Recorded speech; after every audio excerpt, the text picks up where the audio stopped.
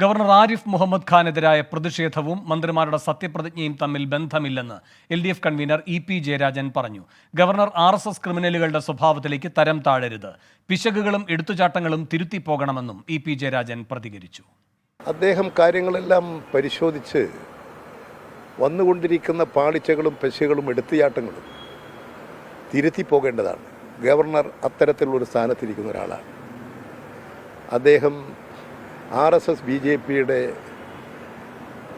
ഏറ്റവും താഴേക്കടയിലുള്ള ക്രിമിനലുകളുടെ സ്വഭാവങ്ങളിലേക്ക് ഒരിക്കലും, അല്ലെങ്കിൽ അത്തരത്തിലുള്ളവരുടെ സ്വഭാവ രീതിയിലേക്ക് ഒരിക്കലും താണു പോകാൻ പാടില്ല. അദ്ദേഹം ഉയർന്ന് ചിന്തിക്കും എന്ന് തന്നെയാണ് ഞാൻ കണക്കാക്കുന്നത്. രാഷ്ട്രീയ പാർട്ടികളുടെയും സംഘടനകളുടെയും പ്രതിഷേധം വേറെ, സത്യപ്രതിജ്ഞ വേറെ. അത് ഭരണഘടനാപരമായ ദൗത്യമാണ്.